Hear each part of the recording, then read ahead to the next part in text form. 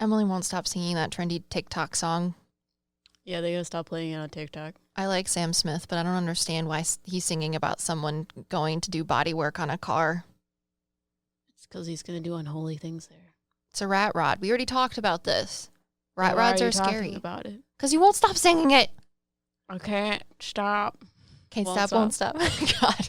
Today, we're talking about the Winchester Mystery House. Wait. Liv has been talking to some person that I can't see. She thinks I am. Because I keep walking in and she's like, oh, you're right, I just forgot.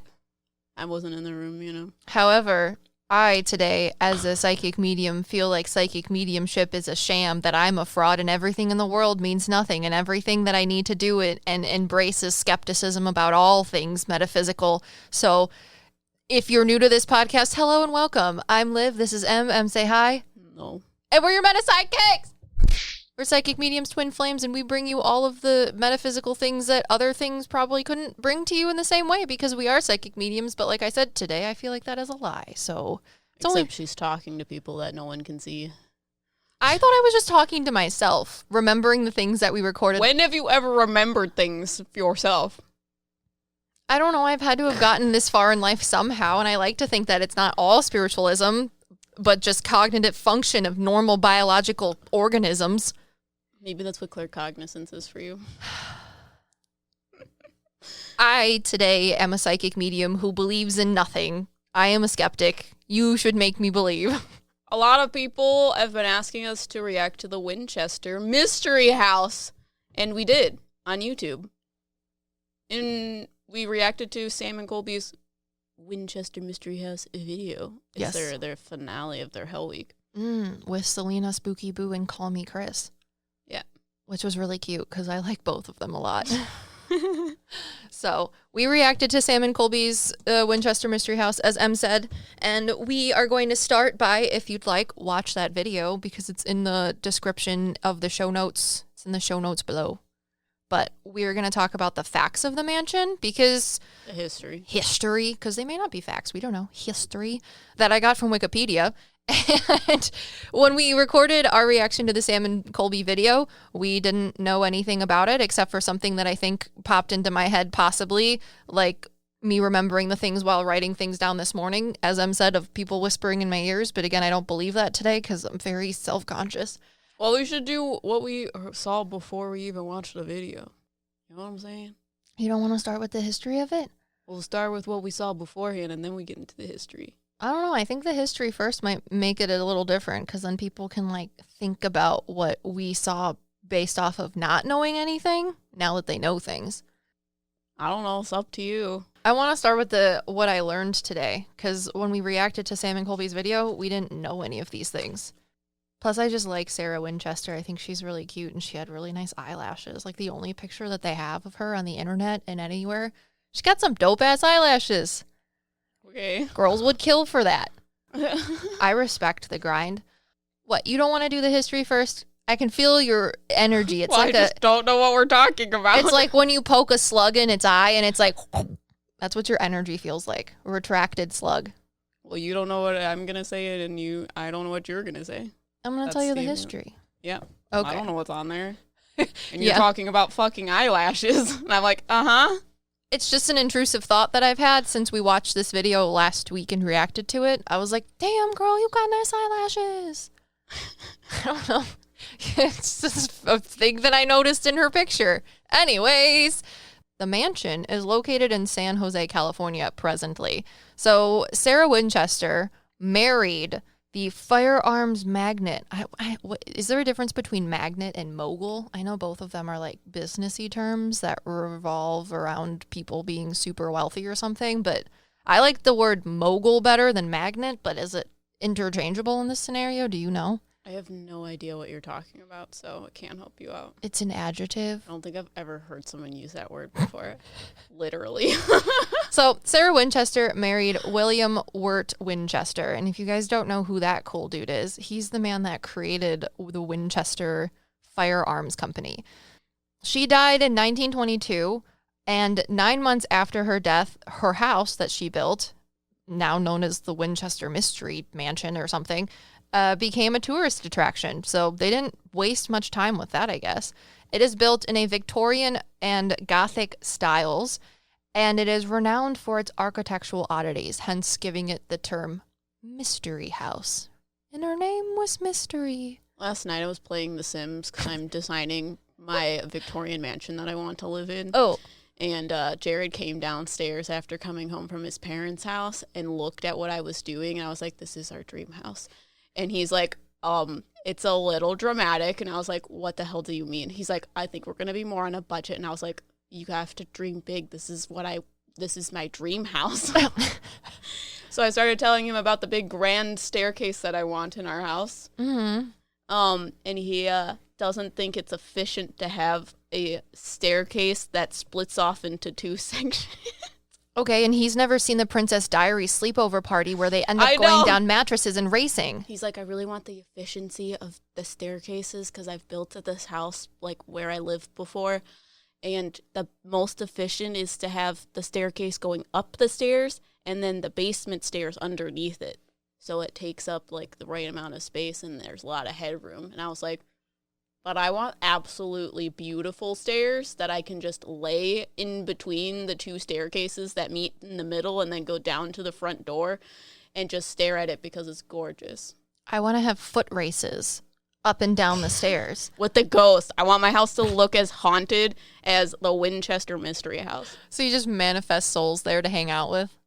I just wanted to look as haunted. That's what I told him. I'm going to buy giant pillows, and every Christmas we're going to have the ceremonial pillowcase races down the stairs, and whoever loses has to, like, drink all of the leftover eggnog, although I've never had eggnog before in my life, but that's what I guess people do at Christmas time.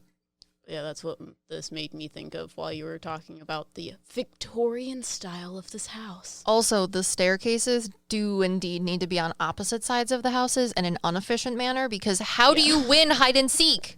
If it's all in the same spot, you're gonna lose. Yeah, I was like, we could have two staircases because it's going to be a Victorian mansion. And he was like, no. One side is for the corgis and one side is for you.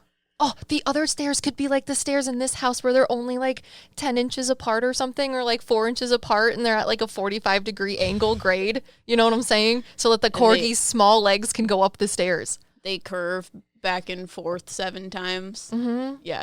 In order to help their tiny, tiny little toes. Anyways, so let's get into more of the in-depth history, since that's the laissez-faire overview. So in 1839, Sally, or Sarah Winchester, was born, and she was named after her paternal grandmother. That's why her nickname was Sally. And she was born in New Haven, Connecticut. In 1862, at the age of 23, she married her husband, Mr. Winchester. And in 1866, Sarah gave birth to Annie Pardee Winchester. However, she did not survive. The baby didn't, because she died 1 month after being born from something called marasmus, which is interesting. I looked it up to see what it was, and it says that it's basically a comprehensive energy deficiency. It's a failure to thrive in newborns, and that perplexed me because I was like, failure to thrive is usually linked to nutritional or lack of nutritional things, hence it's a comprehensive energy deficiency. So I don't know, just what do you think? Because everything in my mind today is skepticism. I don't think that I'm a medium today for whatever reason. But as a person, I'm like, formula was invented in 1865. And if you are Mrs. Winchester, I would assume that you have access to the formula, because a failure to thrive is usually linked to the fact that the child can't nurse. So what do you think?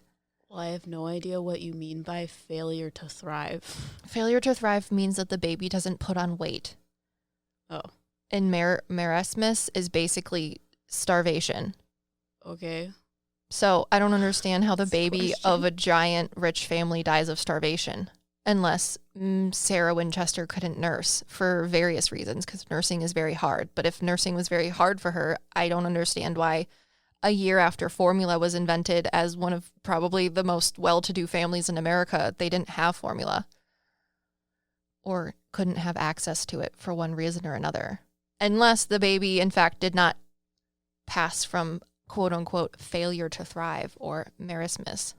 I don't know. That's a weird thing, and you're giving me a lot of information, so I don't know that I can give you the information that you want, but they told me one of two things. One, I think it was one of your friends that said their baby was allergic to their mother's milk, and then the other one was you can bring a horse to water, but you can't make it drink. I feel like this sort of I feel like this diagnosis of marasmus is probably not correct, because I just don't understand how a baby of a family like that could literally just pass from malnutrition, basically. So, I don't know. I feel like they might not have known what was going on and then just passed it off of that. But as a woman, if someone was like, you can't feed your baby, I would be like, okay, not having another one, thanks. Even though that might not have even been the problem. They probably just passed it off as that. Know. I could be wrong because taste is really weird for me. Claire Gustins, my dude. Yeah, I read Janelle, who's on our ghost hunting team, and I was telling her about her Claire Gustins, and I was like, when they give me Claire Gustins, it's really confusing for me, so bear with me. I get this, like, horrible sour taste in my mouth. So I feel like when the baby was drinking this milk, they didn't want to because it tasted horrible and it makes my mouth feel weird. Like when I was eating that lemon sherbet at school. Oh my God. It made my mouth tingle. Because you're allergic to it? I don't know if I'm allergic to it, but it was a good experience. It has the color yellow in it. And if you guys don't know, Emily's allergic to the color yellow. Only certain kinds of dye. And it's not an eating dye. It's a color in shirts. Like it's a contact allergen. But contact allergen in your mouth is still a contact allergen. Yeah, but it's only certain kinds of yellow dye. I don't think it's the kind that you eat. I don't know. Our school probably didn't give us very good ice cream. Anyways, I mean, that would make sense because I looked up the original formula for the 1865, what they had basically, and it involved, I think, wheat germ flour or wheat flour, and infants aren't supposed to have complex carbohydrates until after the age of 1, so that may have induced an allergic reaction. So if Sarah wasn't able to nurse for whatever reasons, and they gave the baby formula that resulted in an adverse allergic reaction, then it could only speed up the malnutrition, I would assume. Yeah, it just makes me feel like it didn't sit right with this baby. Probably. So confusing, either frustrating. They didn't want to nurse or drink this stuff, or they like spit it up a lot. Yeah.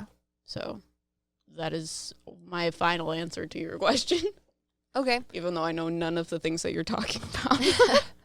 So anyways, between the fall, and when I mean fall of like autumnal season of 1880 and 1881, Sarah's father-in-law, and her husband, William Winchester, passed. And then in 1884, her eldest sister, Mary Converse, also passed. And she began developing rheumatoid arthritis at the age of 46. So, I mean, 1866, baby passes, doesn't have another baby, and then all through 1881 to 1884, she lost a large amount of people in her life. So now she's just a widow without any children, and people that are very close to her have passed. Kind of sucks. And now she has bones and joints that hurt, because that's just a cream of the crop on top of that. So because of her developing rheumatoid arthritis, her doctor recommended that she move to a warmer, drier climate. And so she did, because as Sarah Winchester, a.k.a. Sally, you can do what you want. So she is said to have had very happy memories of traveling with her husband, William, to San Francisco while he was alive around the 1870s. So taking the advice of her doctor, she invited her 3 remaining sisters to go to California with her, where she met a man, and he showed her various properties around the California area. And she ended up buying a 45-acre ranch near current-day San Jose, and the house on top of it was a 2-story, 8-room farmhouse, which she ended up naming, I'm really bad at Spanish, and it may not be Spanish, but if you're an English dummy like me, it's La Landa Villa, or I think if you're Hispanic or Latino, it's Yanad Villa. The reason she named it that is because of its similarities to the it's either Lanada Alvesa or it's Yanada Alvesa. So that's why she named it that, which is really cute. Now, in 1890, Sarah Winchester's niece, Daisy Merriam, which is literally the cutest name ever. So cute. You gonna name one of your children Daisy Merriam? Well, I think it's actually Merryman, Daisy Merryman, but I just like the name Daisy. Merriam. Daisy Merriam. It's adorable, like a first and middle name. Anyways, her niece Daisy, at the age of 21, decided to come and live with her. And she became Sarah's administrative assistant, and she looked after a lot of her business's correspondence as well as banking details. She's very mousy. Mm-hmm. You see her with like blonder hair, kind of like your color. Mm-hmm. Yeah, it's really cute. But during this time, while she was alive, Sarah Winchester bought other properties and homes before her death, which was on September 5th, 1922. Now, let's get into the architecture of the building, because that is why it's called the Mystery House. Do-do-do-do-do-do-do. I know we have a button, but I'm going to push the wrong one. So Sarah, yeah, the dark blue one, right? Mm-hmm. I'm going to get a label maker and label it. No, that ruins the fun. Of me pushing the da-dum instead of that one? All of them. Oh, God. So the architecture of her house that she built. So I told you guys that she bought 45 acres and a 2-story, 8-room farmhouse, right? Well, she decided to more than renovate that little farmhouse. So she and her husband, it is said that they developed an interest in architecture and interior design while building a home on Prospect Hill when they lived in New Haven, Connecticut. Now, she decided to take her interest in architecture with her new little farmhouse to the extreme. She hired and fired, supposedly, 2 architects and then decided that the additions and renovations to her home were only best dealt in her hands. So she fired the 2 architects and decided to only ask the opinions of the carpenters that she hired, as she designed the rooms one by one, taking inspiration for each room from the World's Fair. If you guys don't know what the World's Fairs are, I think it was every year the United States and other people from the world would hold a giant fair for like the innovation of each country. So it was kind of like the Olympics, but instead of athletes, it was inventions. Mm-hmm. Isn't that super cool? When I learned about the World's Fair and APU's history, I was like, that is the coolest thing ever. I hope that in my past lives I went to those things because that looks great. I've always wanted to go to a World's Fair. Interesting. They don't have them anymore because I guess like the internet's cooler or something. So she took a lot of her inspiration for each room that she designed by herself from the World's Fairs. She has been known to build and rebuild and abandon construction of certain rooms and additions if they did not meet her expectations, thus resulting in the maze or mystery-like design of the home. In 1897, a San Jose newspaper reportedly wrote an article saying that there was a 7-story tower that was built and rebuilt 16 times. She had to have like absolutely revolutionized the like building manufacturing industry, because I'm quite sure. Pictures of it? Was it square? I don't know. I always thought that it would be more like a turret, you know, where it's like circular, but square might be better. I feel like it was square. I feel like it was a circle, but I'm not a medium today, so you're probably right. Skepticism. It was like a lookout house. The top of it has windows. I don't know. Put a giant ream of fake hair down the side of it. When did her husband die? He died in 1882. Like before they bought the house, or moved into the house, or after? He died between 1880 and 1881. He never lived in this house. Yeah. At all. Yeah. So physically. So he died before they moved in. She moved in, yes. Yeah. The reason she moved to California is because of her rheumatoid arthritis, supposedly, and the fact that her husband never lived, like he passed and there wasn't anything for her in New Haven or Prospect Hill, Connecticut. Mm-hmm. So she was like, hey, sisters, you want to come live in a mansion with me? They're sure. Oh, they lived with her? Yeah, she took her 3 sisters that were still alive and moved to California. Mm-hmm. And then was like, 8-room farmhouse? No, mansion. Architects, you want to help me? No, you're insufficient. Your dumb boy brains make no sense to me. Carpenters, what do you think about this room? And they're like, very nice, very nice. So she supposedly built a 7-story tower that was rebuilt and built 16 times. So as a result of her expansions, there are walled-off exterior windows and doors that weren't moved as the house was changed around each renovation. There was really cool things in this house. So there was a very cool slew of like expensive wood paneling and like furniture and decorations that were made out of like mahogany and walnut, like real expensive woods. There was really cool like stained glass windows and fireplaces and paintings from all over the world. They did this cool decoration instead of like wallpaper. There was like metal and leather wall decorations that were like wallpaper. And I had a funny name, but I didn't write it down. Oh, wow. Because you imagine having your walls just like being cast iron for the frick of it? Yes. Canaries. Emily's like, I'm adding that to my mansion later today. Yeah. On The Sims. And there was something called an annunciator, which back then is the current form of like an intercom system. Mm-hmm. So that was used to call the servants. She also had an indoor garden with slanted floors that when opened, the excess water that was literally pumped up there using a generator, all of the excess water for the indoor garden would run through the slanted floors and irrigate and water the outdoor plants and flowers that she had. That is what I want in my house, is an indoor garden and an outdoor garden. Mm-hmm. Yeah.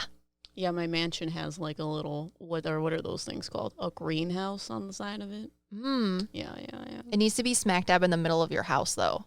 No, it won't look as pretty. And there needs to be butterflies in it. If it's in the middle of the house, it has to be on the top floor. And that's a lot.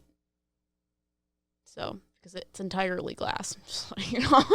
Entirely glass, and then you open up the panels on the roof for when it's raining. So that I can get water damage? What the? No. It's all one area. We have the technology to make sure that there is not water damage. Yeah, I doubt that. It's called silicone. Uh-huh. Oh, that's so going to be in my house. Fish tank is what you're talking about. No. Not the whole upstairs. It's just a middle section. The middle of your house. Yes. Entirely enclosed by either glass or walls. And you can open the top of it to fill it with rainwater. Remember, that doesn't sound like a fish tank to you. Remember when we went to the Wilson Castle? Uh-huh. Remember the gallery room? Uh-huh. And how the ceiling was made of glass? Uh-huh. Now take that room, put it smack dab in the middle of the top floor, make it its own little thing, right? Yep. And then there's the rest of a house around it. Yeah. The greenhouse in the middle of the room is the focal point, not the entire room.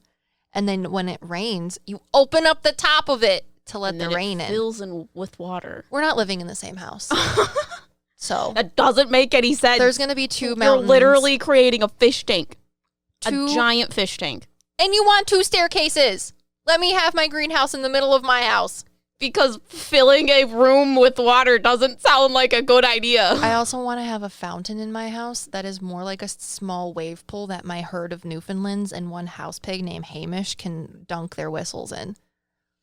Unrealistic expectations of a house. Not unrealistic. Because the slanted floor from the greenhouse in the top that opens up to let the rainwater in is going to allow the trickle-down effect to fill my Newfoundland pool. Anyways, so that is what the architectural idea of this house is, I guess, supposedly about. They say that all of the weird doors and windows and things like that are because construction happened and then didn't happen. And then there was also an earthquake that happened in like 1902, I think, or 1906. And they're like, there was severe damage and they never fixed it. So that's why there's just doors that open to nowhere, because that portion of the building was entirely demolished. And then they just ran out of time, money, and effort to want to fix it. So that's why there's random doors that go nowhere. I thought they speculated that the doors that go to nowhere are just to confuse spirits. Now we're going to everything is weird in there. Get into the legend and the lore. The mystery of the Winchester Mystery House on my farm. We have an obsession with that, man. I can't help it. It's too funny. So I just wanted to talk about the history behind it, because today I'm a skeptic. I'm not a psychic medium because nothing's real. So let's get into the legends and the lore. So there are myths around Sarah's decision to move to California, and they're thought to have originated from an author named Susie Smith, who wrote a book called Prominent American Ghosts, and it was published in 1967, where the author Smith proposes that Sarah visited a medium in Boston before she moved to California, and this medium's name was Adam Coons, and this supposed medium named Adam Coons told Sarah Winchester that she was being haunted by the ghosts of the souls killed by the Winchester rifles, and that she needed to construct a house just for the ghosts, and that she could never stop, and that if she did stop, she would have bad luck or something. I don't know. And this story is told in the current museum pamphlets. So if you ever go and visit the Winchester Mystery House right now, this is put in their pamphlets. However, there is evidently no evidence. And there is a woman named Emily Mace who is noted as a scholar, and various others who have said that they've looked through issues of a spiritual periodical from Boston during the time that she lived called The Banner of Light. And it's a city directory which lists the spiritualist within the area, and according to them, no one named Adam Coons can be found. So they're like, he doesn't exist. But when I was reading this, I saw a fluffy auburn-haired man that kind of looks like the guy from the original Willy Wonka, but younger. And he has a sort of arrogant nature to him, and Em also agrees that he feels arrogant, because I was doing this research feeling like mediumship and spiritualism is a lie, and I was like, hey Em, what do you think when you hear the name Adam Coons, and what did you say? Well, I said he was an elitist. He thought very highly of himself, but you said that they can't find his existence. Yes, in the spiritual periodicals of Boston during the time in which she would have visited him before moving to California. Well, you told me that he was the, psychic medium dude that told her to, build the house until she dies, otherwise someone, whatever. Yeah. And you asked me where that happened, and I don't feel like it happened in California. But also what I told you was I thought that Sarah was giving him advice and he was walking through the house. The house that she built in California. And during this reaction video that we did, I also tell you that I think she's a medium, which is why she went to a quote-unquote psychic medium, because she was seeing spirits. Mm-hmm. So I then asked you if he died before, Sarah did, and she was just seeing him. In her house that she built for the spirits that he told her to build. But now you're saying that they can't find his existence, and it freaks me out. Yeah, because they're like, this Susan Smith or Susie Smith girl's like, she talked to a medium and that's why she moved to California to build this house, or at least maybe not why she moved to California, but why she started building this giant mansion. However, they're like, he never existed. But when I was reading... Who was he talking to? Was he alive when, Well, I think he was alive and told her this information. Okay.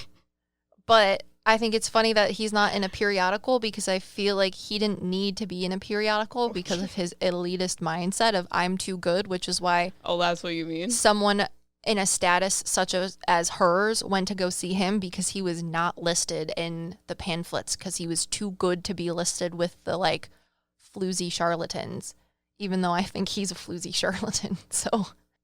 He's like, I wasn't listed in the pamphlets because I didn't need to be listed in a pamphlet. Everybody just knew about me. And if you know about me, you're good enough to know about me. Did a woman lead her to that man? Probably one of her friends. Woman? No, a spirit of a woman. Oh, I don't know. Is that what she's telling you? Or is that what he told her? Well, I see this woman that I don't think either of them knew. They see this woman that has straight brown hair, it's light brown, that wanted her to find this man because she was supposed to start building that house. Hold on. David! Go on. So anyways, when I was reading this and I was reading about the architecture, and they're like, the reason there's no walls or like windows go to nowhere and things like that, and there's trapdoors, is because there was a garden and literally she just decided that she didn't like rooms, so then she would just knock them down and then either forgot about them or didn't care about them anymore, or there was an earthquake and that's why there's windows in rooms that go to weird places or go nowhere. And I was like, oh my God, maybe we're a lie. So is that why people speculate? Yeah, because one side of the coin says the reason there's these rooms and windows that go to nowhere is because she just decided that the room needed to be not done anymore, and then there was an earthquake, so like there used to be a room there and now there just isn't. Yeah, and she also decided to have a staircase that literally winds up 7 times, specifically 7 times, just because she felt like it. Yeah, that too. So we're going to keep going into the legend and lore and then into what we experienced before I had this, like, I did this before research. She thinks she's not a medium because she did research, and logical people are like, everything's a lie. This is what ego is like. Sorry. Yeah. So apparently this Susie Smith girl was like, she went to this guy that didn't exist in any of the spiritual periodicals during the time, and this man told her that she needed to build this giant mansion forever so that the souls that were killed by the rifles that her husband made could have a place to live or whatever, and that she could never stop because then she'd have bad luck. So anyways, these are the refutes to the superstitions. There is a paranormal investigator named Joe Nickel and someone named Mary Jo Ignafo. And according to these people and 2 different works of their literature, but I think when I read these sections, Joe Nickel probably wrote them himself. They investigated there? There is a paranormal investigator named Joe Nickel. Mm-hmm. And then when I was looking at the references, because I kept seeing Joe Nickel and Ignafo, I was like, I need to know where these, like, the sections that I'm reading on this Wikipedia article, where they came from. And I think most of the sections that I wrote came from this Joe Nickel guy who is supposedly a paranormal investigator, and then his interpretation of a woman named Mary Jo Ignafo's book called Captive of the Labyrinth. So I don't know. It just said that paranormal investigator Nickel and Ignafo suppose that the mysterious house oddities have simple explanations. The barred windows were previously exterior windows that were blocked off as additions grew. Doors and windows that opened to nothing were a result of the 1906 earthquake and the severe damage that happened because of it to the house, and the trapdoors that are seen throughout the house were built in only the area of the greenhouse rooms to run excess water outside. That is what they say. They also say that the bell tower, which I think in the video when we're reacting to it is like the Witch's Peak or the Witch's Cape, something like that is what Sam and Colby call it. The bell tower was used to call workmen while they were on the job, feverishly putting additions onto the house as she dictated, and also to serve as a fire alarm if anything happened. But a lot of people say she does seances there between 11 a.m. or 11 p.m. and 2 o'clock in the morning or something like that, and that's where she would call the souls of the spirits to talk to them, and they're like, no, it's just a bell tower. And it says that the paranormal investigator, Joe Nickel, says that these fanciful claims arose that it was used to summon spirits. However, it wasn't. He's like, it was just a bell tower. And then I guess people that lived in the surrounding area said that there was ghostly music that used to come from the house. And the ghostly music, I guess, that people that existed while she was living there alleged is from a pump organ, which is in the house. Remember when the cat was messing with the flashlight? Mm-hmm. That's the pump organ. Mm-hmm. And you said that there was like a really cranky lady standing next to Celina. Yeah. Yeah, I think the cranky lady is one of her friends. It was her companion called Miss Henrietta Seviers. Mm-hmm. Mm-hmm. But I guess the pump organ is what PI, paranormal investigator Joe Nickel, thinks is the culprit of the ghostly music. And it is also said that Miss Henrietta Seviers, Sarah's companion for many years, stated that she, Sarah Winchester, had no superstitious beliefs whatsoever, and relatives and employees of Mrs. Winchester, never made these claims that she was superstitious either. And when she passed, she listed all of her employees as beneficiaries in her will, which is literally the coolest and cutest thing ever. They're not superstitions. Sorry. That's what she says.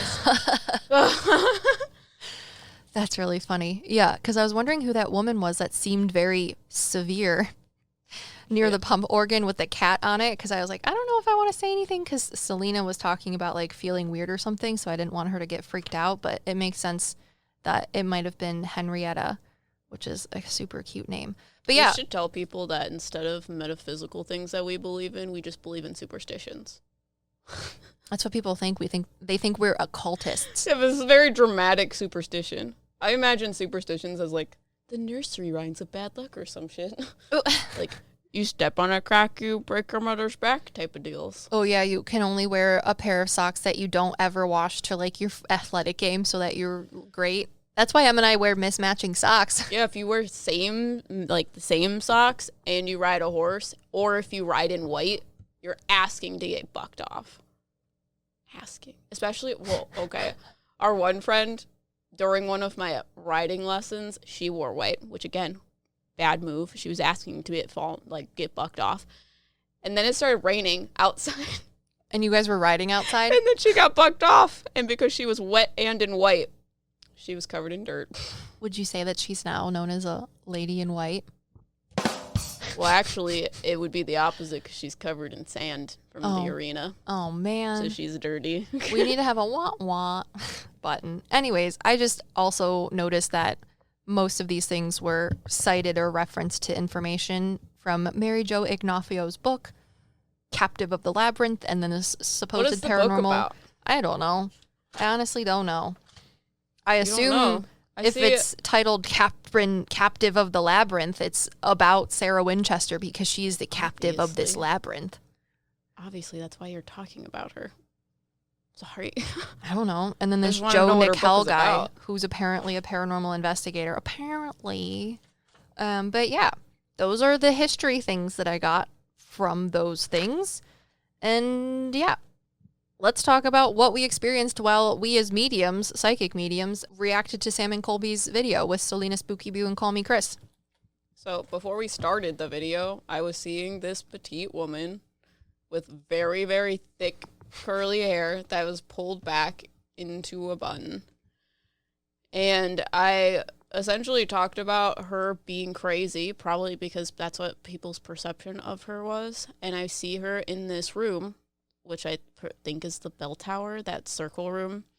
And she's like pacing back and forth and like talking to herself. So that's what I thought was her interpretation of her being crazy, but it was more of the perception of what other people think about her. Mm-hmm. It's also speculated that the reason people started giving her this sort of Boo Radley persona is because in her old age, I mean, she literally moved to California to help with her rheumatoid arthritis, and that is painful. So she had arthritis, and then I guess it's also alleged that they had it listed as missing teeth as like something that would ail her, which annoys me. Because I'm like, that's not an ailment. That's just something that happens. But they said that she had neuritis too. And neuritis is the inflammation of neurons. So I'm assuming that because of her rheumatoid arthritis and then inflammation of like nerve endings, that she would be in a lot of pain. So she didn't go outside a lot. Yeah. So people were like, she has this weird house and she doesn't go outside. She's a witch. Probably. Probably. And then I always see her in this like long dress that goes up to her neck, and then there's like this pretty white cloth lace looking thing up at the top. And what we figured out is she looks exactly like that. Supposedly walks around her house and is in all black because she's like mourning the loss of the people that died in her life. However, while we were watching the video, she told me that she wears black because black is the color of protection. So a lot of people like to use, what are those stones called? Obsidian. They use obsidian, tourmaline, those little black stones, use that for protection. So she knew that, and she was like, that's why I'm in black. I'm not necessarily still mourning the past souls that were in my family. I'm wearing black to protect myself because I literally created a hotel for fucking spiritual beings. She did. Yeah. I'm sorry. I was thinking about the pipe organ and how this Nickel guy says that the reason people could hear ghostly music quote unquote, is from the pipe organ. It's because when she couldn't sleep, Sarah Winchester, she would play the pipe organ or the pump organ in her house because she was like, I ain't got nothing else better to do. Yeah, before we watched the video, Liv was just talking about random people in the house. Yes, there was like, I was talking about a servant lady who's very like matronly, and she's like, we have lots of parties here. And like all of these other things. And Em talked about a vortex like under the stairs or in one of the towers. Like there's like some sort of spinning energy that goes up. And this thing under the stairs possibly, I think I was talking about. And it makes you see things that you... I'm not sure what you're talking about. Did we talk about that? I told you that there was a man or a masculine presenting spirit that's in the middle of the house. And that's where the seance room is. Okay, got it. And he's like scary. Mm-hmm. I think there's multiple vortexes in the house or portals. Oh yeah, I forgot. They were portals because at the beginning we were like, why is there all of this weird stuff? And then we were like, oh, it makes sense. Well, you were just talking about random people, and this woman, I was asking her, like, why are you getting all of these random spirits? And she's like, because she's missing the part of the mystery house. So I kept asking you, what's the mystery? What's the mystery? Yeah, and I was like, I don't know what you're talking about. And when they first said the Winchester house, my brain was like, oh, like the Winchester rifle? And I was like, no, that's way too easy. Which is why she was like, she's missing the point. Yeah, because I was like, it can't be the Winchester house. And then as soon as they started talking about Sarah Winchester, I was like, probably 5 or 6 years ago, I listened to a podcast about this house, and it immediately came back to me claircognizantly. Everything about that entire thing. And I was like, this is just my brain. This is my brain. Again, which is why today I'm not a psychic medium. I'm a skeptic. So it's a good time. I'm going to keep saying it until I feel better. But yeah, they first walk into the door and they see the like mannequin that has the dark clothing with this like dark veil that people say that she walked around in. But when they were in that room, I was seeing like the dark manifestation of her because people go there for ghost hunts and they think it's scary. So they manifested this scary version of her. Mm-hmm. And she's definitely not scary. She's very smart. I mean, if you think a powerful, intelligent woman is scary. No, they manifested a scary person. I think she was only like 4'11" too. So she's tiny. A tiny, she's fun thicker size. hair than she is tall. It's awesome. So they start doing investigations in certain. I mean, they go on a tour. Sam and Colby the gang. A tour, as Em says, and they like break off into different groups and talk about the weird oddities of the house. Like Em said, there's a staircase that just goes up to nothing. Well. Okay, there's a staircase that goes up to nothing. The thing that I was talking about is there's a staircase that goes in one direction and then turns like 270 and goes the other direction, and then vice versa, literally for 7 times, because Sarah was into spirituality. And wasn't this during the like spiritualist movement? Oh yeah, I forgot to say that. 7 deals with numerology. There are specific numbers associated to this house that they found throughout the entire like architecture of the house. In other words, she really understood the like feng shui of the rooms. The spiritual feng shui. But when they started saying, oh, this staircase goes up 7 times, immediately she started showing me the energy moving through the house, because there's a lot of energy that moves through the house. And she shows me the like calculations within the energy and how it creates the different portals within the house. So one of the ways that she created portals was with all of this like numerology thing, because she got the energy in the right places at the right time. The way she explained it to me, it was almost like if you know those sci-fi movies where they create portals and it's in like this metal circle and all of the like electrical bits that go up to it to create this portal. That's what she was showing me in relation to the numbers that she put in this house. So the energy leads up to these places where she put the portals. In order for the people that were here that stayed there, because I said it's literally like a hotel for spirits, she created this place for people that were these lost souls, because in the spiritualist movement, a lot of people like to say souls get stuck here and they can't pass over. So Sarah created this place for them to literally stay until they are ready to pass over, and she created these doors that essentially go nowhere. To our human eye. And it's literally creates places for portals to be. So there's literally a staircase that goes up to absolutely nothing. And it's because there's a portal up there. You walk up there and you keep walking into what we perceive as heaven, the afterlife, that type of thing. Mm-hmm. And there's doors that literally just drop off to the outside of the house that are on the second floor. And you have to understand M's comment earlier of when people alleged, or I guess said that Sarah wasn't a part of a spiritualism, or like she wasn't, what was it, superstitious. She wasn't superstitious and things like that. Those are analytical. That's why she wasn't a part of weird spiritualist groups. Well, the thing is that she was born in 1839 and died in 1922, and the peak of the spiritualist movement in America is the 1840s to the 1920s. So she literally existed her entire life doing the peak of the spiritualism movement in America. And you said she wasn't spiritualism, or she wasn't, quote, superstitious. And that's what you said Henrietta said. Because it wasn't a superstition. It was what she thought was normal. Yeah, she believed it to be fact. Like, I literally told you, superstitions are like, we wear different colored socks so you don't fall off a horse. Yeah. We don't actually necessarily believe that's a thing. It's just like a bad luck thing. She believes that's literally how the universe worked. That's why it's different.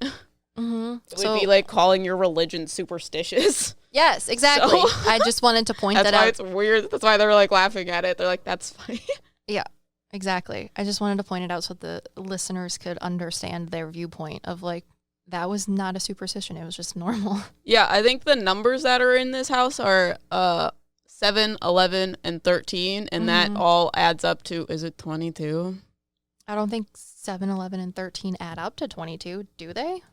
I don't know. In the movie, I'm bad at math. She's good at math. She's laughing. She's like, here's an abacus, kid. In the video, they said that it's supposed to add up to whatever number, and I don't know what that is. You just said 22. And you also said 9 for some reason, but I don't think 9 is a number. 7, 11, and 13 add up to 31, but 22, I think, is just because Sam and Colby were like, we have numerology readings. We got a numerology reading. Yeah, I don't know why you said 22, because they told me that, if these numbers add up for a certain reason, I don't know. But I'm pretty sure the house is 7, 11, and 13. Are the numbers that are found everywhere. So there's 7 panels on a wall, 13 stairs that go to nowhere. Like, all of those numbers are whatever. And we talked to Sarah, supposedly. Sorry. God. Confidence issues. We literally talked about parallel universes last week. I know. And you have confidence issues about talking to a soul. Blows my mind. Yep. Okay. I don't think that... Okay, anyways. What? 2 years of being a professional medium, and I'm just... Existence having confidence issues. Existence on an off is futile. Day. Yes. I need to go for a walk. But yeah, she was showing me that when she puts the numbers on certain things, it creates the energy to move in a specific way, as if you were literally doing a math equation to create portals within the house. So it's literally, there were different places in the like house that they were in where the door kept opening by itself. Oh, yeah. Because one of the doors needed to be open and one of the doors needed to be closed in order for the energy to move through it. Oh, yeah, I remember. Because the front door kept coming open behind Celina, and they were like, what is happening? Why does the front door keep opening? And then downstairs in the basement, they were doing spirit box sessions with Sam and Colby, and there was that one dude that I think was one of the carpenters that she worked with a lot, and he was telling them that the doors... one needed to be open and one needed to be closed, but they were only getting part of it because it's a spirit box. He's like, the magnetism of the doors, you're ruining the spiritual feng shui. One of them needs to be open. The other one needs to be closed. You're ruining it. He's telling me the house opened the door. Ah. And the house, like, it pops. Remember, though, too, Celina thought that she was seeing Sarah Winchester herself, but it was the house doing it with her spirit guides. Yeah. Celina has this spirit guide. I forget. There was two of them. There were 2 spirit guides, but she like intakes information from the floor. Yes, she's very grounded, extremely grounded, and you're like, I think she's a trance medium because I've seen other things of when she was on Sam and Colby's channel, and she's like, yeah, I do this weird thing where I like go into a trance and get information. I was like, oh my God, she's a trance medium. I've never seen a trance medium work before, and this is really weird. Yeah, we're mental mediums, so it's interesting to see other mediums do things differently. So she's like, I'm not a medium, and I'm like, uh-huh. Yeah. But she has 2 spirit guides that were with her. There was one female one and one male one, and M was explaining how she gets information and why she was feeling very nauseous inside the house. Because the way she was trying to get information, whether I think it's unknowingly, because she doesn't necessarily realize that she's a medium yet. And if you're listening to this, Celina, welcome. We're excited to talk about you. If you want to talk about you with us, that would be fun. God. But you had 2 spirit guides during this time that you were there. One of them I like to say is like a fuchsia female because her energy is very like purple, pink, fuchsia-y. And then the other one is male, and it's very blue sort of energy. And I kind of think he looks like the Lurch Butler, but not necessarily as monstrous. But he kind of gives like the Butler vibes of claircognizant and clairsentient knowings. Uh-huh. And you were giving how she gets energy from this blue circle that's around her. And it's like anything that touches the circle is what comes and like moves it. So what she's talking about is Celina picks up information from the floor, so it's almost like when her feet are touching the ground, she has this clairsentient spatial awareness of things. So she has this like radius around her of the information that she picks up. So when something goes into her radius, she becomes aware of it. And that radius is created by her spirit guide and herself. Her spirit guide helps her maintain that circle around her. However, she's not as like aware. Well, the word I'm going to use is like she's not as educated on how to like control that type of energy, which is why she was feeling sick in the house, because she was picking up a different type of energy. So, sorry, she's telling me a lot of information at once because I said the right thing. If you think about it, like when you're in an airport and you have those like elevator things that move you, but it's on a straight line, it's like that. That's how the energy in the house moves. Each area of the house. I'm not talking necessarily about that. They're telling me about the upside down. Remember I told you that there's a like what happened in the house and all of the like light beings, but on the other side there's the like upside down that people refer to from Stranger Things, where things are scary. Yeah. And she was picking up energy from the upside down. But Liv was having confidence issues when she was doing research about it, and that's when I was telling you it's 2 sides of a coin. Oh yeah. They see one half of the coin, you see the other half of the coin. Oh, and because at the beginning of the video when we were reacting to it, I was only seeing the happy things about it, because that's me. I had to get that information out before it left. Oh, that's okay. Because it was like, here's more, here's more, here's more. And I was like, oh, God. But when we talk about like the spiritual directionality of this house and the way the numbers 7, 11, and 13 dictate its movement, it's kind of like that. Like when you're in a traffic flow area and there's these sort of like signs and signals that say this is the only way that the traffic is moving, and that's the only way the energy is moving. Well, that's why she was picking up things in different rooms, because the energy of the house is really loud. So that round room, she was seeing a lot of things. I feel like Sarah meditated in that room, because literally the sound of it is this high-pitched blue white tone frequency, and it like tower spins around this area, like that circle room. Mm-hmm. It goes like a reverse upside down tornado. Yeah, it goes up into the sky. That's what you were talking about before, I think. Mm-hmm. Okay. And in that room, I saw a lady from the 70s wearing like bell-bottom jeans with blonde hair that was talking about how she would do parapsychology research in that room because of the energy. And that's what Sam and Colby were getting on their spirit box or whatever. That's why I saw her before the video talking to herself, because she would meditate in that room and get specific information because of the energy in the room. It would be brought to her by spirits. And that's also why people think that there's seances in there. Is there something standing behind me? To my right? Is it scary? Yes. Okay. Sorry. It's big and scary. Why? Yeah, because we're going to talk about how Sam and Colby and, well, it was Sam specifically. So I was like, why are we seeing scary things? I'm talking about fucking the 70s and this round room. And why is there this scary Frankenstein blocky man behind you. And Call Me Chris were getting messed with the spoopy things in the house because the upside down portions were like, sorry. This is why I don't like going on investigations, because I'm a scaredy cat and they're like, we know you're a bitch. Boo. It's just really weird because we literally went to a castle. The entire trip was, oh my God, there's little children here. And she was like, we need to make sure the fire is okay because there's going to be monsters. And I was like, do you see where we are? Do you see where we are? Why are you scared? Scary. Nothing is happening. But didn't we also talk about how Sarah Winchester was probably a medium and didn't know it and then figured it out, and through building this house learned a lot about herself and mediumship, and that there was this sort of spiritual man, kind of like our Agya, that helped her, who was also very numerically analytical. Yeah, there's a man that told her about how to do the architecture Correctly. Which is, why she has specific numbers in specific places. Because he told her how to create the portals. And the two architects were like, that doesn't make sense. And she's like, it's not supposed to make sense to you. Just do it. And they're like, we're going to do what we think makes sense because we're architects. And she's like, screw you, Mr. Carpenter Man. It's like, okay, well, I'll find someone that'll help me. Yeah, I think she had one carpenter man, and that's the man that we were talking to. And I think who was also in the basement with Sam and Colby, because I think I said in the video that she talked to him about something, and he like gave her some sort of probably like slightly smart alecky man of the time response, and she said something about how one of his family members who was passed would have retorted that question, and then he was like, I'm not going to say how you know that or why you know that, but now I'm just going to listen to you.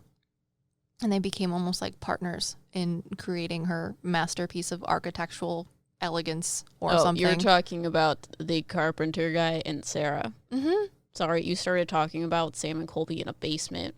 Yeah, because that's where the architecture man was. At all. Yeah, the architecture man was down there talking about the magnetic doors or something. Yeah. Yeah. Oh, and the power of friendship. I don't know. Wait. That's not a good one.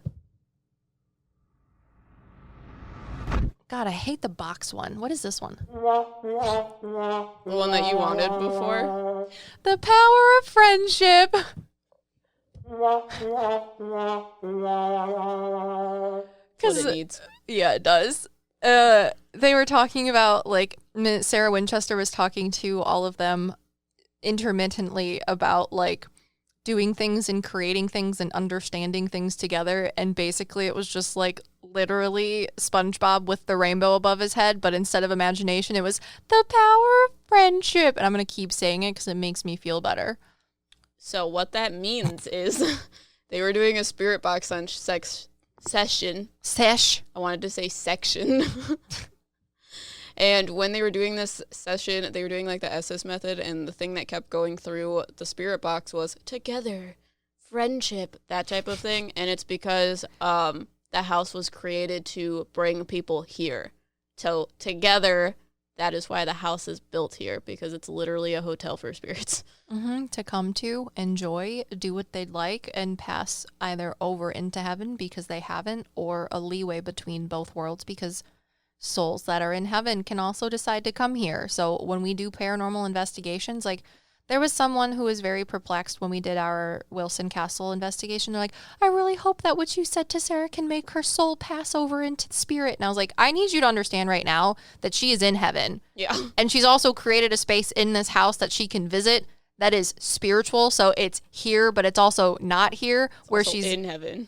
Literally it is. So she's not stuck here, and she doesn't need us to say things about her story, quote unquote, to make her pass over. This is not a Lenny situation. That's not a her problem. It's a, like, Liv was like, that reading was for you. And I took offense to it because I'm like, it's not for me. It's for everyone else was watching. Yeah. But it was. That's why she was telling me those things. I know. It's not a her thing. It's what she has to give us. So. Yeah, but people think that she's trapped there, and she's not. So I want people to understand that the souls that are coming here aren't trapped. Sarah Winchester also is not. She just created a place so that souls can pass over, but they can also transiently do the same. It's free-flowing, not like set in stone type thing. So yeah. I was like, please don't say that in the comment section, because then people are going to think that she's not passed over and she is. Also, fret not, because I'm assuming that you're very upset about it, and you shouldn't be, because it's all good, my dude. Yeah. Because she's just trolling us instead of the other way around. Mm-hmm. So the Witch's Cape had dope acoustics, as well as the really super cool spinny thing, place, energy, whatever. Everything leads to some super cool, awesome place. There's the upside down and then the right side up that I was seeing. Oh yeah, Call Me Chris talks about how she had a dream that they were going to the Winchester house before she even knew. And she was like, I was in this dream and this guy was chasing me with a gun. And then I was in this mansion or something like that. And she's also a scaredy cat like me. I relate, because that's why there's a scary thing standing next to me, because I'm like, I don't like it. It's scary. And then she saw some weird man in the corner of her eye. And I look at Liv and I was like, that wasn't a man. That was a scary thing. Yeah. Because she's scared. Yes. So they do not have attachments. Let's talk about that first. Nobody on this team of investigators has any sort of attachments, and in any way, shape, or form that you think a spiritual attachment would be an attachment. Does not exist. Is not happening. Dude, I watched a video on Celina's channel about how she has like this dark thing that comes in and out of her life. What is that? Can you ask me about that? Later? Yeah. Why, are you scared? No, I'm not scared. It's just going to throw me off topic, Oh. and I have to think about it for a second. Yeah, I know you've been trying to talk about this dark thing standing behind you for a while. Oh, no, I'm just ignoring it. It doesn't have anything to do with them. It's just my own thing, because I'm scared. Well, I mean, you were literally like, we're about to get into this topic, which is why he showed up. Yeah. And then you didn't talk about the topic, so that's why I know, was we got off confused. topic. Gotta get rid of it. Gotta get rid of the sea urchins. Anyways, so she had this dream about how this guy with a gun, yada, yada, yada. That's obviously how she's, I mean, okay, maybe she's not, but I assume that the interpretation of her dream is that she was like, oh, now I understand that this is the Winchester house because William Winchester had the guns, da, da, da, da, da. Well, she was scared about it nonetheless before she even got there, because it's scary. I get it. And this like goat man thing was like, ha ha ha, I'm going to give you these scary dreams. And then also, did you see me? Oh, no, you didn't. And I just think it's really funny when like dark things look like goat people. I didn't see him as a goat. So. I did. Well, exactly. Because it's always like up to interpretation. And that's just how I see them. And I think that's just a shadow dude with red eyes. How my spirit guides, well, yeah, no, he was for me, he was a shadow man with red eyes, but he had goat legs. He had goat pants. Goat pants, not hammer pants, goat pants. Pants. For the tippy tap Legos. Uh-huh. Anyways, that's why you were seeing that, uh-huh. as far as and I can tell. And then Sam almost cried, or like maybe there was just onions on the floors that we didn't see. They did solo missions. They split off into solo missions, and Colby's audio didn't work. But they went off alone, and mostly things were chill, except Sam started like crying because he was seeing some sort of shadow figure in front of him. Yes. Which was funny. Well, okay, it was not ha-ha funny. It was just satirically funny, because the thing that he was seeing in front of him was like a puppet for the thing that was standing behind him. Yes. So let's talk about the skeptic's version of this first, because today I'm a skeptic. If you stare in low light situations or dark situations for long enough, your brain doesn't have enough physical stimuli to be like, my eyes are open. So your brain will start creating things for you to see, because it's literally just bored. So that's probably what he was experiencing from a egotistical point of view. Yes, but because also if he was scared in an analytical way, that would bring scary things to him. So, but as a medium, when we were watching this video and I didn't have confidence issues. Yeah. There was this weird, I put Voldemort tentacle man behind him with like one hand on his right shoulder, and then like Em said, it was almost as if like a shadow shot underneath Sam and was making these scary things in front of him, which is why he almost peed his pants.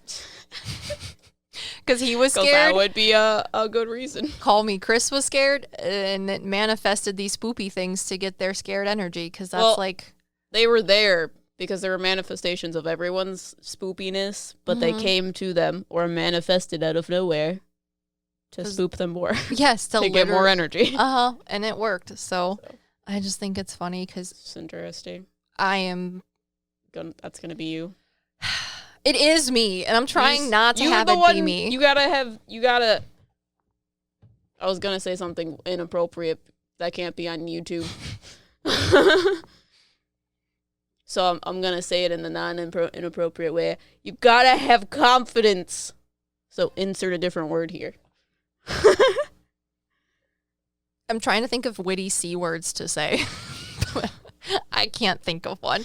Nothing's better than the actual word I want to use. Oh, okay. Well, anyways. You gotta grab it by the confidence and do something with it, you know? You should know what the word is now. Coochies? Can we put that on YouTube? Coochie coo. Anyways, so... Blue-footed boobies. Yeah. Yeah. Anyways, that is our spiritual and skeptic interpretation since today Em is a medium and I'm a skeptic today, even though I'm a skeptic every day. Literally every day. Things I imagine in my head and you tell me that... it's right. That's literally what mediumship is. You just tell me that I'm a medium. So I just tell you the weird pictures I get in my head. That's mediumship and people mental mediumship in a nutshell. Because we're like, we have these weird head movies, and they're like, guys, oh my god, it makes so much sense. And our head movies are different for everybody. So there's been this little orange monster thing that's been following me around, and I physically saw its shadow on the wall yesterday, and I was like, okay, maybe this is real since I saw a shadow on the wall that's about the same size as this little orange monster thing. Is he this tall? He's smaller. Yeah. He's 3 feet tall. Try giving him a high five. See if it feels like a Muppet. Ask him if he knows what waka waka means. He looks like a Muppet. Yeah, but construction? What are you building? He just had a hard hat on and was had a jackhammer, you know? And he says that he has to help you with construction. Actual construction? No, construction of your life. Oh, yeah. I know that's why he's here, because Orange deals with outward creativity. Oh, building blocks. Okay. Yeah. Because I'm everything's stressful. I can't do this. Everything's going too slowly. And then a little orange monster showed up, and I was like, are you my spirit guide? And he's like, define spirit guide. And I was like, you're a monster. And he's like, I am a monster. It's that's a good conversation. That's really funny. And we're also talking about Sarah Winchester, who decided to build things that were spiritual architecture. Was that why he's talking to you now? Yeah. It had to be perfect. Do you see this monster? It had to be perfect. Because I've been seeing his shadow and thinking I'm going crazy. Yeah, he's really funny. He literally looks like a Muppet. Why is he a spirit guide? He's not a spirit guide, right? No, he says he's one of those transient ones that are here to help you. I don't know what that means. He's a spiritual guide. Oh. He's one of your other... You're not listening to one of your... Which one is that? He says, no, that's not entirely it. That's why I stopped. He shook. A Muppet shake. You know, with their arms flailing, and they're He's like, wait, don't say that. I really like him. Can you talk to Mr. Bean? Wait, who is the dude? Mr. Noodle. That was Mr. I always loved Elmo. No idea what you're talking Elmo about. was my favorite. He had Mr. Noodle, the man that lived in his closet. Elmo did? Yes. I thought you were afraid of things in costumes. I liked the Muppets. I like Sesame Street. Sesame Street is different from the Muppets. But same premises. Elmo was my favorite. I also liked Snuffleupagus because he was a woolly mammoth, and I love woolly mammoths. If I could be one, I would like to be one, or at least meet I have one. one following me around. No, he's a Muppet, not a woolly mammoth. Yeah, a Muppet. Yeah. A Muppet woolly mammoth. Sorry. Oh, gosh. So that's what we think about the Winchester Mystery House, since you guys have been asking. We do think it is absolutely spiritually... We should go there. I would like to actually go there. It seems a lot less spoopy than the one that we went to before. Don't give me that look. You mean the Wilson Castle? Yeah. That's less spoopy? Also, why is it the Winchester Mansion is way bigger than the Wilson Castle? However, the Wilson Castle is a castle, but the Winchester Mansion is a mansion, where in the definition of the words, a mansion is supposed to be smaller than a castle. Supposed to be. I think it's very eclectic wording for the Wilson Castle, because I think it's more of a mansion. I think you're an eclectic wording. We should go on a collab with someone there, since it's in California. And that's where everyone lives. We could do it with Celina Spookyboo, because that would be fun. She is the only one that doesn't live in California. I know, but that's why it would be the funniest. Yep. Plus, it would probably make her feel better, because I have PTSD from going to Twin City Opera House, so you got to go back to conquer your fears. That's what horse riding has taught me. Literally imagine us going to other places. We're talking about that on Wednesday. Wednesday? Yep. Wow. Of when we're doing this thing. Because every time I ask you, you're like, but I got to do this one thing first. What do you mean? I keep asking you, we got to start doing some more ghost hunts. And you're like, but I got to do this one thing first. So. Oh, yeah. I'm ready to do some. But you gotta be less scared, because the places that we're going to go to are probably going to be more scary than the Twin City Opera House. I'm going to need to be highly sedated. Nah. Sedated in a meditative state. You just gotta think that it's impossible. Gotta believe. If you think it's impossible to be spooked by scary things, then it won't happen. I always wanted to be Kim Possible in Halloween when I was in elementary school. Did you guys like this content? If you did, let us know by leaving us a review on Apple Podcasts. And I can't hear myself in the things, but can you hear me? Yep. That's good. So leave us a review in Apple Podcasts, and we're going to read one of your dad jokes that you leave in the podcast Apple reviews, because they're funny and we appreciate when you do it. So when you leave us a review with a dad joke, we'll shout you out in one of our podcasts if we can see it. Because every time Liv opens this, she's like, I can't see any of them. Yeah, I can't. It's so annoying. So if you guys know how to see all of the reviews, you should also let us know. Because we have no idea. Yeah. No idea at all. Idea. Idea. Are we still doing Patreon shout-outs? I'm going to leave that up to you, since you're the one that reads it, of when we want to not do 6 minutes of Patreon shout-outs. God, I have to pee so bad. Good thing you have 6 minutes of Patreon shout-outs. We don't have any more dad jokes. What's wrong with you guys? Didn't I send you one? I don't know. I don't know where my phone is, so I can't help you with that. Well, you guys say that we rock. I also like the person that goes, wowie. Rock. Okay. SpongeBob the movie. They said that one of their dad jokes, I guess, is today, and this is brought to you by Yaley. Today, I asked my phone Siri, why am I still single? And it activated the front camera. I guess that's a dad joke. But we appreciate you sending in your dad joke, Yali, as well as giving us a 5-star rating on Apple Podcasts. It's lovely of you. If you guys like this content, make sure to subscribe, follow, or whatever you have to do for podcast things. And we might do Patreon shout-outs. I don't know. Liv still hasn't answered. But we'll see you guys in the next one. Wait, I have to find it. This is going to be interesting to edit. She wasn't ready. Always not ready. 100%.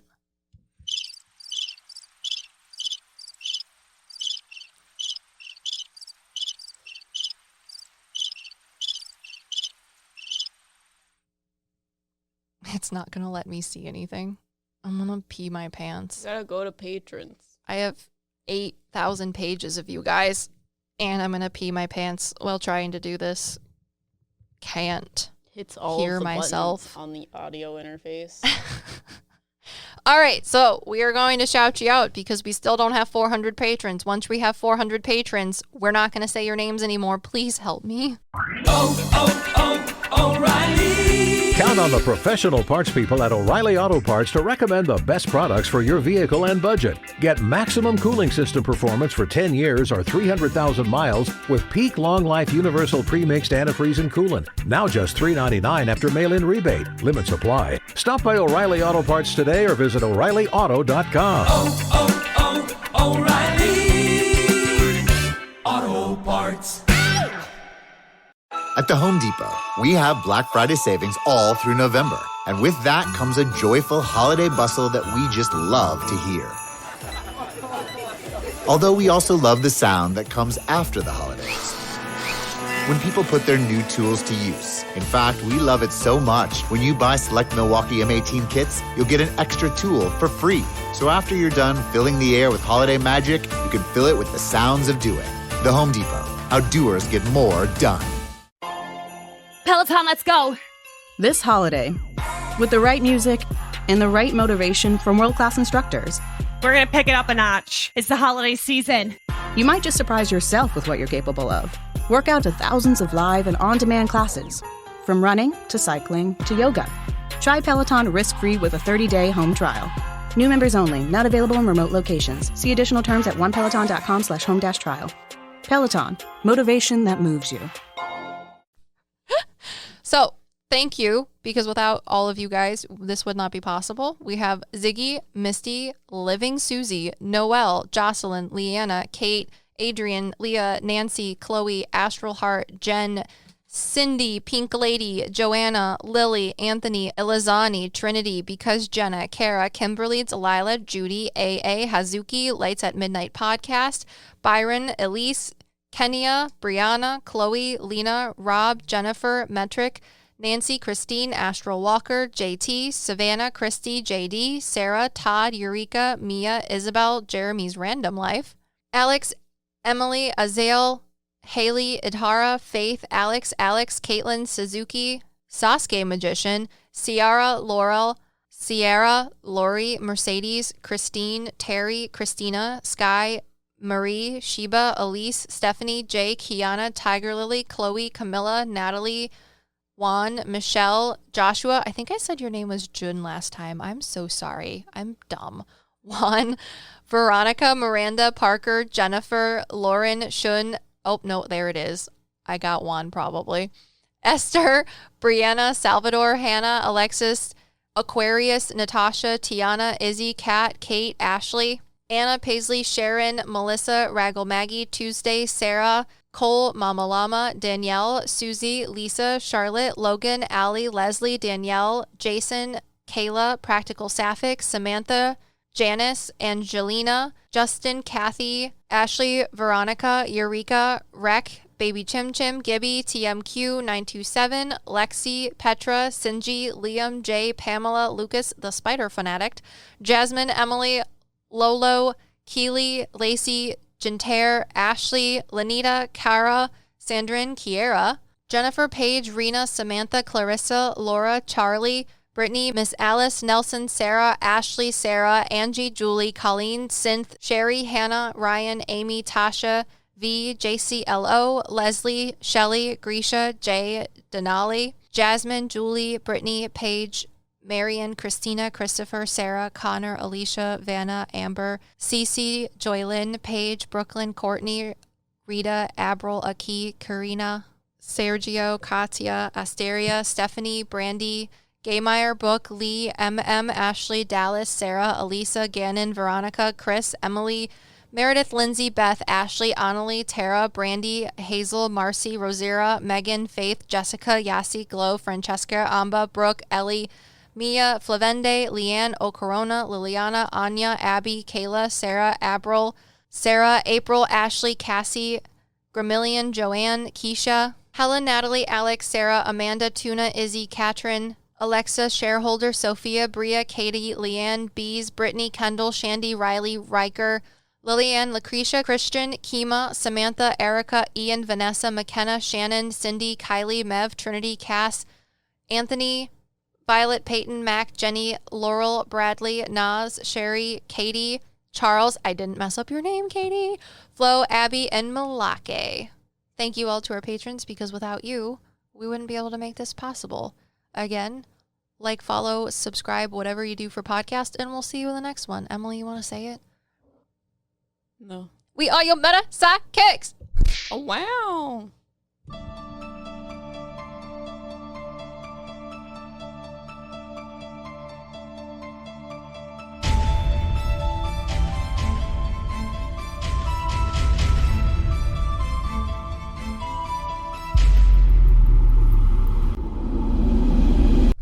Is this garbly goop monster gonna tell you my future now? Sure. Let me pee first, though. Science proves quality sleep is vital to your mental, emotional, and physical health. The Sleep Number 360 smart bed senses your movements and automatically adjusts to help keep you both effortlessly comfortable. And it's temperature balancing, so you stay cool. So you're at your best for yourself and those you care about most. Life-changing sleep, only from Sleep Number. Don't miss our weekend special. Save 40% on the Sleep Number 360 Special Edition smart bed plus free home delivery when you add a base. Ends Monday. To learn more, go to sleepnumber.com.